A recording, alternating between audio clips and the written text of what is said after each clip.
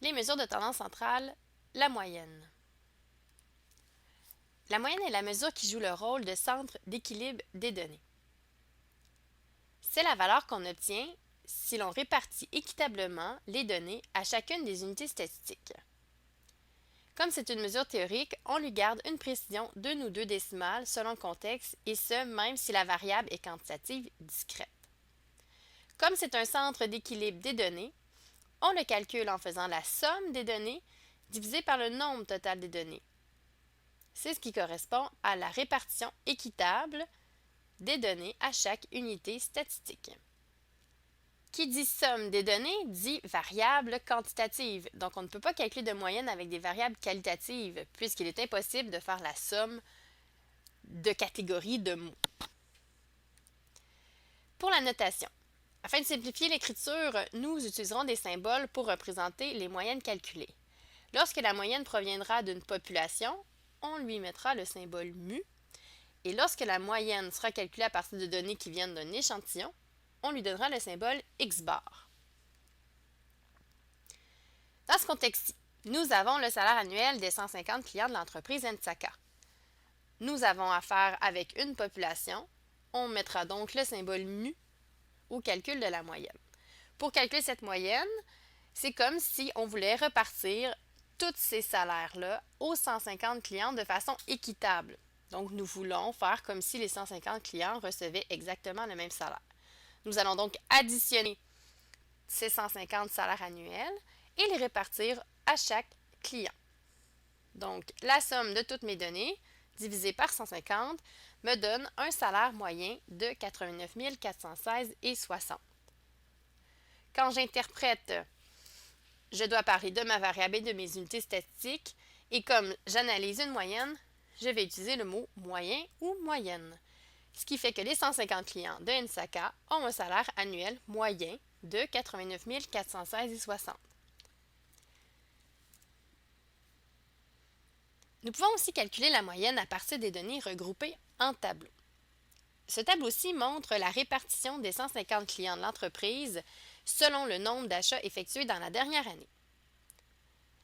La moyenne, c'est la somme des données divisée par mon nombre total de données. Des données ici, j'en ai 150 pour chacune de mes 150 clients. Si je retrouvais mes données brutes de cette situation-là, j'aurais un achat effectué par 3 clients, donc j'aurais le 1, 1, 1. Par la suite, Nous pouvons aussi calculer la moyenne à partir des données regroupées en tableaux. Il faut se rappeler que le tableau permet de synthétiser des données brutes. Dans ce contexte-ci, mes données brutes, j'en aurais 150.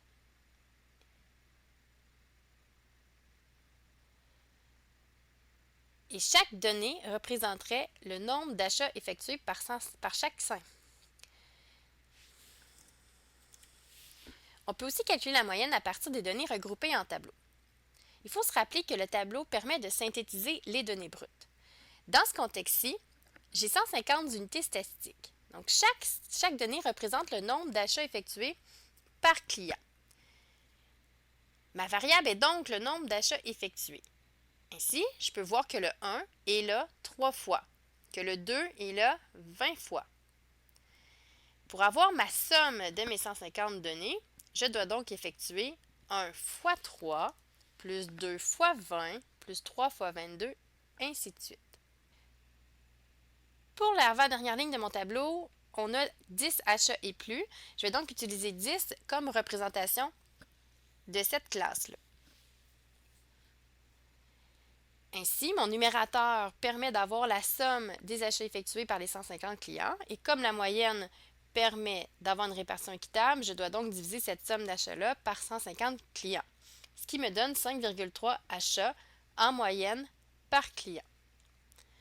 Pour l'interprétation, je vais mentionner mes unités statistiques et la valeur de la moyenne.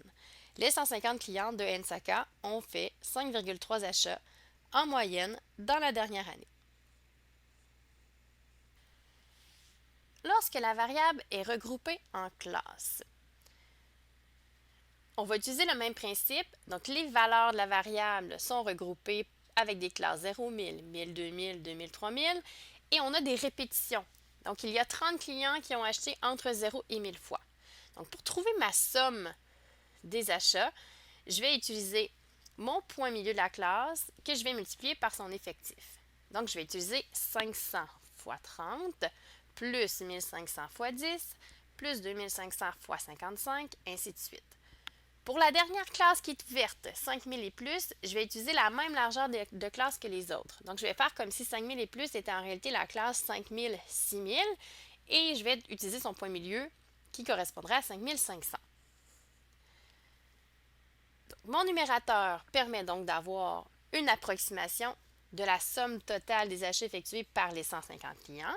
Comme la moyenne, c'est une répartition équitable des données, je divise donc cette somme totale des achats par 150 pour avoir environ 2533 et 33 $.